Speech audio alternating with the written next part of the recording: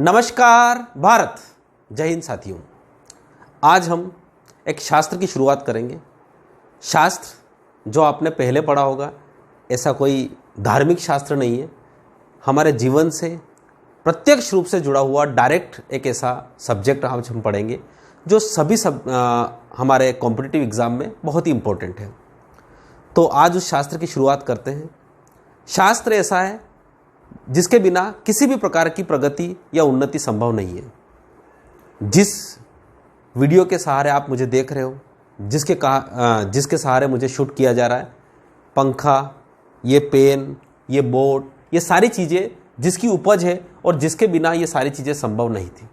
तो आज हम पढ़ेंगे फिजिक्स।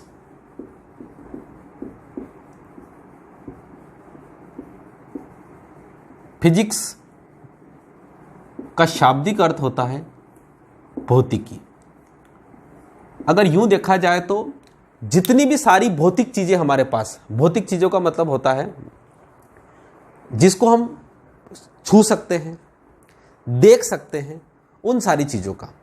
पर यहां पर जो देख सकते हैं, छू सकते हैं, उसके अलावा कुछ ऐसी चीजें भी होती है जैसे ऊर्जा को हम देख नहीं सकते, तो उनका भी अध्ययन किया जाता है। उसी को हम फिजिक्स बोलते हैं। आपका पंखे का घूमना, ये फिजिक्स है। मोबाइल से वीडियो का देखना, दरवाजे का लगना, पेन से लिखना, मेरा यहाँ पर खड़े रहना, ऐसा नहीं है कि मैं फिसल जाऊँ। अगर यहीं पे मैं किसी दूसरे ग्रह पे होता शायद मैं खड़ा भी नहीं रह पाऊँ। तो ये सब क्या है? सब फिजिक्स है। तो इसी फिजिक्स की देन के कारण हमें यहाँ पर पढ़ना है। अब फिजिक्स के बारे में बात करें तो फिजिक्स जो वर्ड है वो हमारा एक ग्रीक एक लैंग्वेज है आपकी, उसका एक फिजिक्स PHYSIS इससे बना हुआ है और इसका मतलब होता है नेचर। नेचर मतलब हमारी जो प्रकृति है, और प्रकृति मतलब जो हमारे आसपास जो भी है, जिसको अपन सराउंडिंग बोलते हैं, हमारे आसपास जो भी है वो प्रकृति से बना हुआ था। तो इसका मतलब होता है, अगर हम डेफिनेशन की बात करें तो हमारी प्रकृति दो चीजों से मिलकर बनी होती है। एक तो हम जिसको देख सकते हैं, विजिबल, और जिसको अपन नहीं देख सकते हैं, इनविजिबल। यानी जिसको देखा जा सकता है और जिसको नहीं देखा जा सकता है, यानी दृश्य और एक और अदृश्य।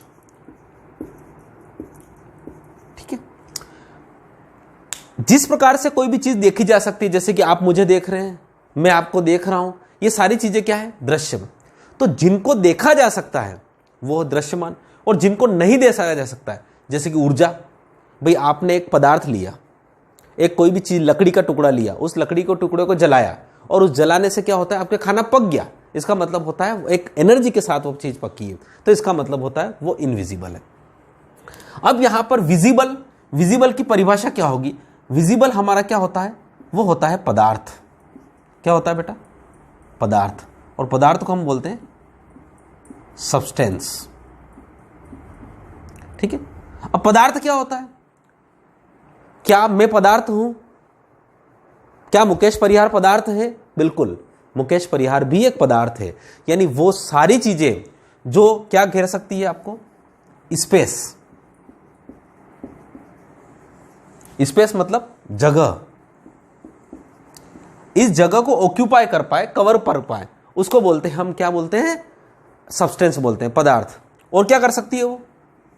जिसका कुछ वजन हो,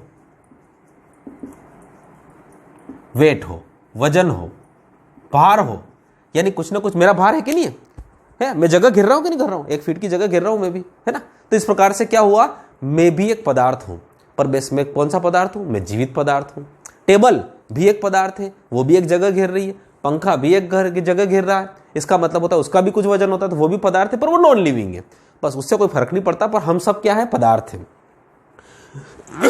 उसके बाद होता है इनविजिबल। इनविजिबल चीज होती है एनर्जी। एनर्जी मतलब ऊर्जा।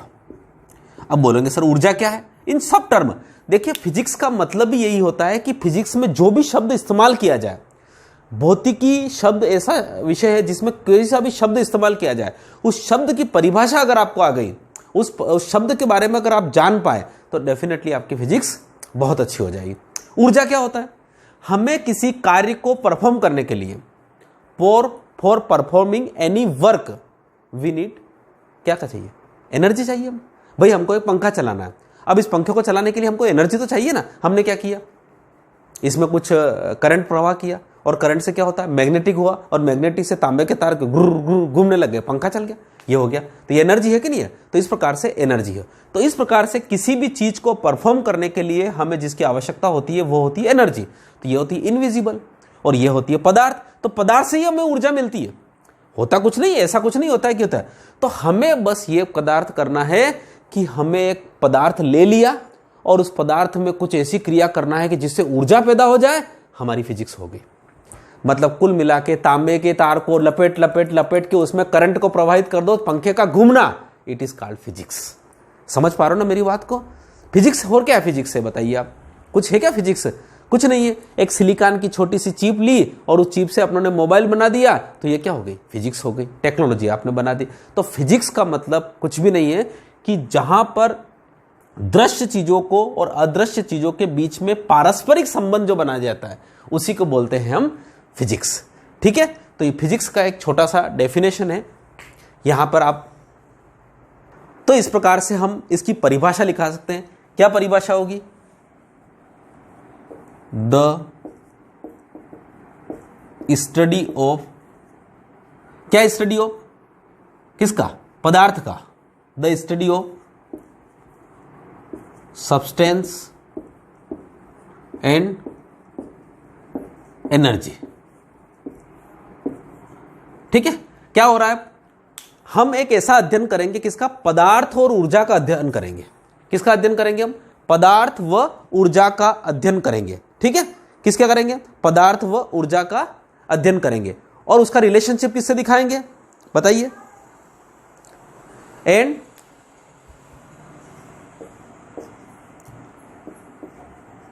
The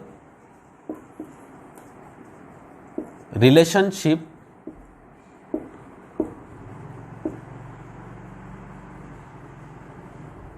and the relationship between them is called physics। ठीक है? जैसे कि सब्सटेंस होता है, इसको मैटर भी बोलते हैं। मैटर यानी क्या? अगर इसकी परिभाषा को अगर हम सही ढंग से देखें तो क्या होती है परिभाषा? किसी पदार्थ व ऊर्जा के अध्ययन। ठीक है? स्टडी मतलब होता है अध्ययन, और उनके साथ उसका पारस्परिक संबंध। क्या होता है इसका? पारस्परिक संबंध। उसी को हम क्या कहते हैं? क्या कहते हैं हम? फिजिक्स कहते हैं। तो यहां पर ध्यान रखिएगा, मतलब कुल मिला के ये क्या है? ये क्या है? मैटर। और इस मैटर से मैंने अगर कुछ लिखा तो इससे एनर्जी प्रोड्यूस हुई। इस मैटर को मैंने कुछ जलाया तो इससे एनर्जी प्रोड्यूस हुई। इस मैटर को मैंने कुछ फेंका तो इससे एनर्जी प्रोड्यूस हुई। एनर्जी प्रोड्यूस होगी कि नहीं होगी? मैं इसको कुछ फेंकूंगा तो इसका मतलब होता है किसी पदार्थ व ऊर्जा का पारस्परिक अध्ययन ही क्या कहलाता है? फिजिक्स। बस कुछ नहीं करना है, एक पदार्थ लेना है और उस पदार्थ का ऊर्जा का अध्ययन करना है, यही फिजिक्स कहलाता है और यही हमें पढ़ना है। ठीक है? अब बात करते हैं इसके फादर की। Who is the father of physics? अगर हम फिजिक्स के फादर की बात करें तो यहां पर चीजें बड़ी आपको निकल के आती है कि यहां पर इसके दो पिता है। क्योंकि हमारी जो फिजिक्स है, it can be divided into two parts. Physics को दो भागों में डिवाइड किया जा सकता है। तो ठीक है, देखते हैं हम इसके बारे में। तो ये फिजिक्स। देखिए, मेरा एक निवेदन है कि यहां पर जितने भी बच्चे पढ़ रहे हैं वीडियो को बढ़िया आपसे फैलाइए पूरी तरह से, और फिजिक्स पूरी तरह से आपको जो आपकी एसएससी जीडी है, भले आपका रेलवे का कोई एग्ज़ाम हो, ग्रुप डी का एग्ज़ाम आने वाला है अभी, रेलवे का जो आपका एनटीपीसी का फेज 2 आने वाला है, एमपी पुलिस का आने वाला, एसएससी सीजीएल है, सीएचएसएल है, कहीं पर भी आप जाइएगा साइंस के क्वेश्चन पूछे जाएंगे और फिजिक्स में आपको दिक्कत आएगी। फिजिक्स में पूरी तरह से यहाँ पे एक एक पॉइंट ऑफ व्यू पढ़ेंगे अपन। फिजिक्स में थ्योरी पढ़ेंगे हम, थ्योरी के बाद ऑब्जेक्टिव क्वेश्चन पढ़ेंगे, थ्योरी पढ़ेंगे, objective, theory, objective, theory, objective, इस प्रकार से हम चीज़ों को लेकर पूरा करेंगे। ठीक है। फिजिक्स को 2 भागों में डिवाइड किया जा सकता है। एक तो होती है क्लासिकल फिजिक्स, क्लासिकल फिजिक्स जिसको अपन बोलते हैं परंपरागत भौतिकी। परंपरागत भौतिकी मतलब लगभग ये 1900 से पहले वाली बात करते हैं अपन, यानी जो चीजें बिल्कुल हो चुकी है और उसको अब कुछ नहीं पढ़ना है। भाई पंखे का आविष्कार हो चुका है, पंखे में आपके करंट फ्लो करो, तांबे का तार है, मैग्नेटिक बनेगा, रू करके पंखा घूमेगा, ये पूरा एक हो गया। तो इस प्रकार की छोटी छोटी जो चीजें हो चुकी है वो होती है परंपरागत भौतिकी के अंतर्गत आती है।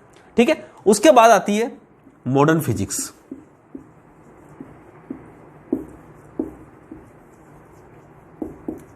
मॉडर्न फिजिक्स मतलब होता है आधुनिक भौतिकी। आधुनिक भौतिकी, और आधुनिक भौतिकी के बारे में बात करें तो यहां पर ये जो है 1900 के बाद में, आफ्टर 1900, इसके बाद में यह है। यहां पर बात करें तो यह होता है इसका न्यूटन।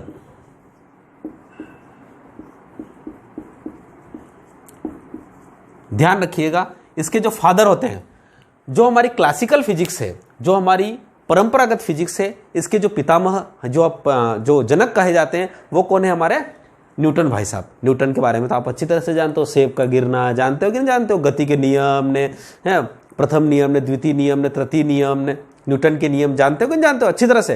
तो उस प्रकार से आपके ये क्लासिकल। और उसके बाद मॉडर्न फिजिक्स की बात करते हैं तो मॉडर्न फिजिक्स में कौन है? अपने आइंस्टीन। आइंस्टीन भाई साहब के बारे में आपने पढ़ा, अल्बर्ट आइंस्टीन, जहां पर आपने एक सूत्र देखा होगा, E = mc वर्ग। ठीक है।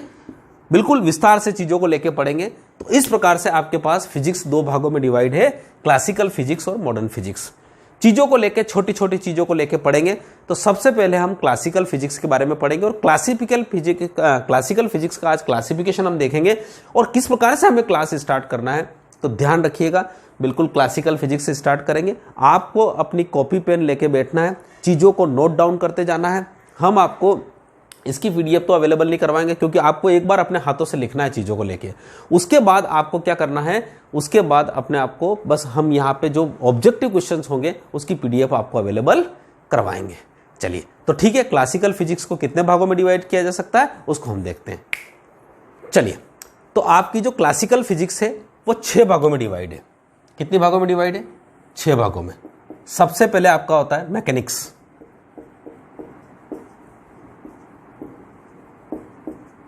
मैकेनिक्स बोलते हैं जिसको यांत्रिकी। यांत्रिकी का मतलब होता है जिसमें गति और गति से संबंधित चीजें पढ़ेंगे हम, मोशन कुल मिला के। ठीक है। इसमें अपन विमाएं क्या होती है ने, बहुत सारी चीजें, अदिश ने, सदिश, राशियां, वो सारी चीजें यांत्रिकी में पढ़ेंगे।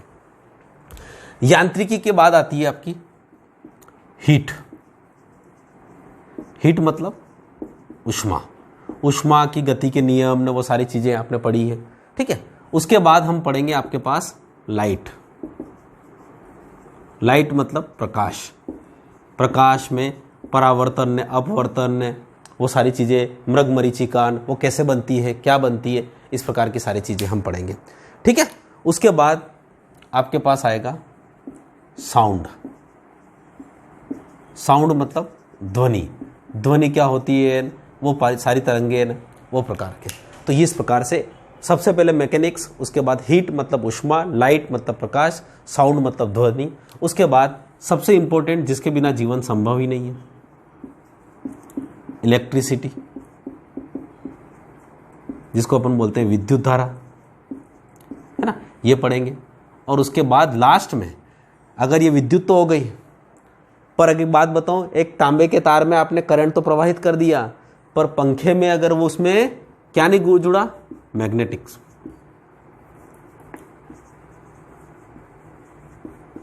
मैग्नेटिक्स मतलब चुंबकत्व, ये नहीं पढ़ा तो फिर आपका जो आपकी जो विद्युत है वो फेल हो जाएगी। चुंबकत्व का होना जरूरी है। तो इस प्रकार से आपके फिजिक्स में, क्लासिकल फिजिक्स में कितने भाग होते हैं बेटा? 6 भाग होते हैं, और ये 6 भाग अपने को पढ़ना है।